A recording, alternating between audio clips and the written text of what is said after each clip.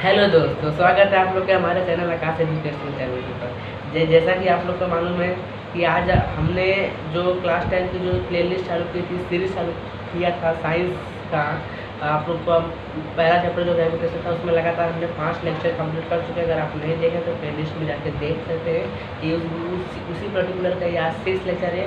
आज के इस वीडियो में हम मेनली 2 टॉपिक पढ़ेंगे और ज़्यादा कुछ नहीं पढ़ेंगे। 10 मिनट में टॉपिक निपटा देंगे। 2 टॉपिक पढ़ेंगे, मास एंड वेट का डिफरेंस बिटवीन। और ये आप लोग को इतना इंपॉर्टेंट कि आप सोच कर देखो, अगर ये आप लोग को बोर्ड एग्जाम में आया तो 3 मार्क्स के लिए क्वेश्चन आएगा। अगर बोर्ड में नहीं आया तो आपको प्रीलियम में कन्फर्म है, क्योंकि मेरे प्रीलियम में आया था। तो 3 मार्क्स मिलेगा और 3 मार्क्स आपको मिलेगा। सिर्फ क्या करना है, 3 पॉइंट उसके लिए मार्क्स के लिए देना, 3 पॉइंट वेट के लिए देना, दिमाग फोकट कर लेके जाना। तो आइए बिना किसी देरी के मास और वेट के डिफरेंसेस बिटवीन को वीडियो को स्टार्ट किया जाए। आज के इस वीडियो में हम लोग मास और वेट के कुछ डिफरेंसेस बिटवीन के पॉइंट पढ़ेंगे। तो आइए बहुत ध्यान से पढ़िए, क्योंकि ये बोर्ड एग्जाम के हिसाब से बहुत पॉइंट वाला एक क्वेश्चन है, बहुत IMP क्वेश्चन, क्योंकि बोर्ड में पूछा मास और वेट का डिफरेंस बिटवीन। तो 3 मार्क्स के लिए आपको आएगा, वो भी क्वेश्चन नंबर 3 में आएगा। तो इसलिए आइए मास और वेट को थोड़ा समझते हैं क्या है, किस तरीके से होता है। तो फर्स्ट पॉइंट मास है। पहले मैं पूरा रीड कर लगा, फिर मैं आपको एक्सप्लेन करता हूँ। Mass is the amount of matter present in the object.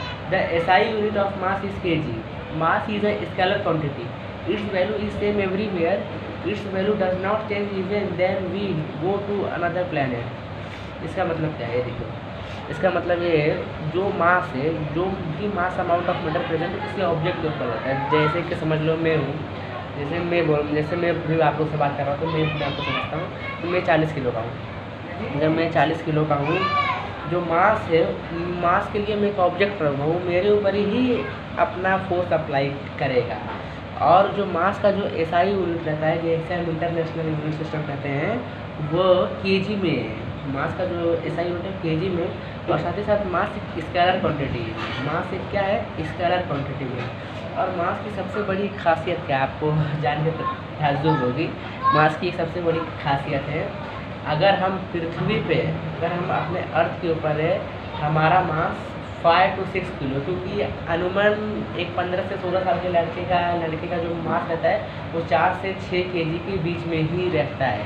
क्योंकि बहुत जगह ऐसा देखा, मतलब बहुत कम, मैक्सिमम टू मैक्सिमम होता है।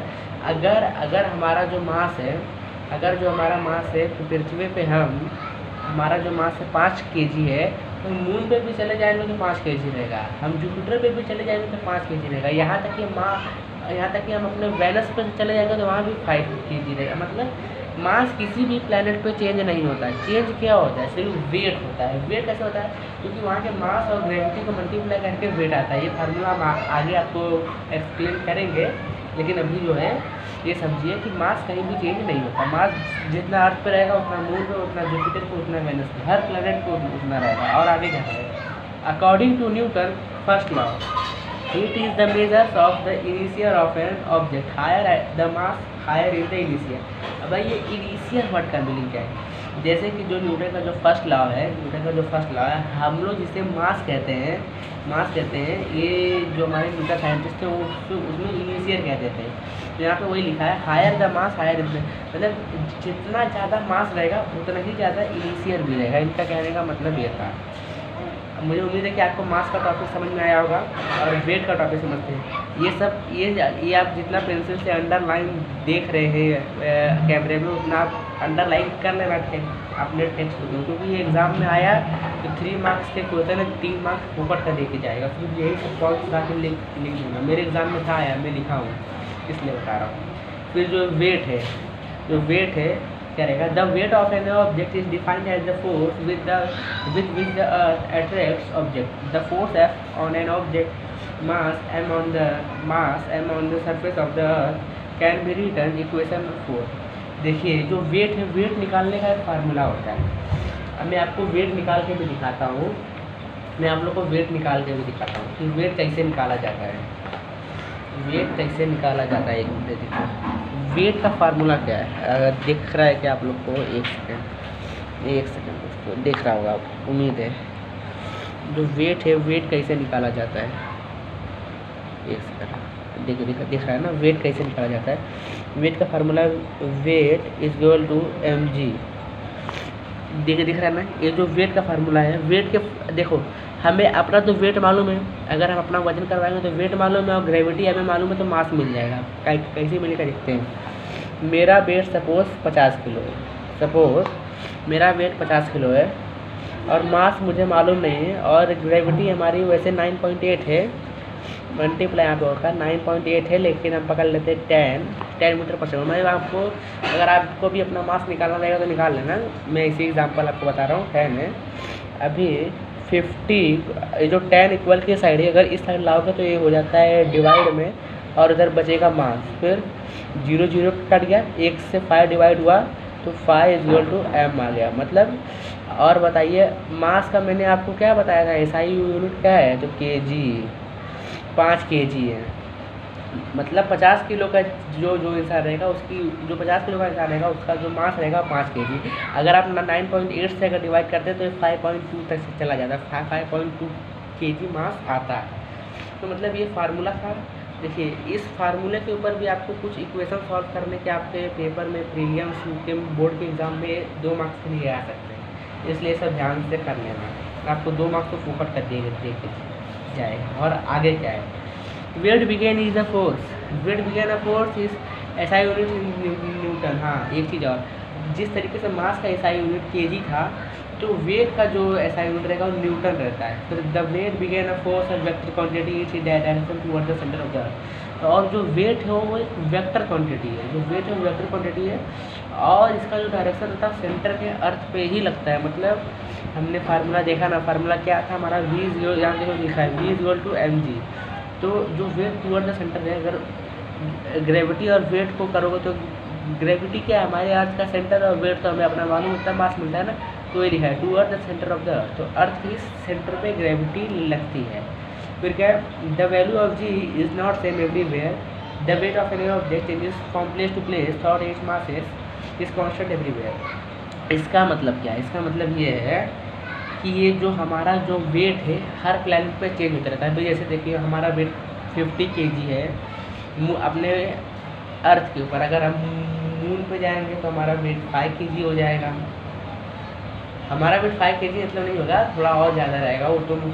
और मतलब मेरा कहने का मतलब ये है कि हमारा अर्थ पे 50 kg है तो मून पे चले जाएंगे तो उसके ग्रेविटी से मल्टीप्लाई होगा तो जितना आएगा उतना मेरा वेट रहेगा। तो मतलब हर प्लैनेट का अलग अलग रहता है। फिर आगे क्या लिखा है, एक ये आप लोग के लिए डू यू नो है, ये आपको इसको आपको लोग को समझना चाहिए क्योंकि आप लोग को बहुत हेल्पफुल करेगा। क्या है ये देखते हैं।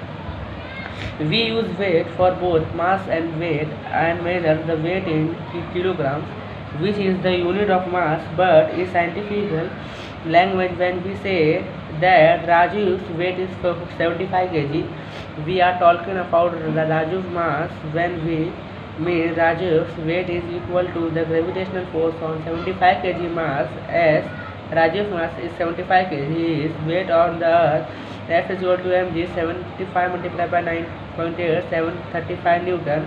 That weight, the weight of 1 kg mass is 1 multiplied by 9.8 is equal to 9.8 Newton.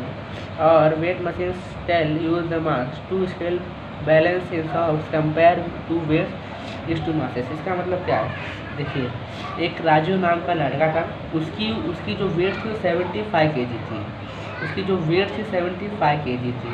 लेकिन दिक्कत क्या था, उसको उसका मास नहीं मालूम था। तो वो क्या किया, उसने क्या किया, यही वेट का फार्मूला लगाया। क्या लगाया, V = mg, mg लगाया तो उसने अपना वेट लिखा 75 kg लिखा और अपना ग्रेविटी लिखा 9.8 लिखा। तो उसको इक्वल टू किया तो उसको अगर हम सॉल्व करके मल्टीप्लाई करेंगे तो 35 न्यूटन आएगा, जो कि इसका वेट था। वेट को हम न्यूटन में पहले लाएंगे ना, न्यूटन के बाद मास में लेंगे। तो 9.8 को हम 1 kg मास कहते हैं, तो 735 को 9.8 से डिवाइड करोगे कितना वैल्यू आता है उतना ही इसका मास है। तो अगर आप लोग को देखना रहेगा तो देख लेना। मुझे उम्मीद है कि आप लोग मास एंड वेट के डिफरेंसेस वीडियो को देखे होंगे और आप लोग कुछ सीख रहे हो, इससे मिला होगा। आप लोग समझ गए होंगे कि मास कैसे निकाला जाता है, वेट कैसे निकाला जाता है, वेट का फार्मूला क्या होता है, मास एक प्लैनेट से चेंज क्यों नहीं होता है, वेट चेंज क्यों होता है।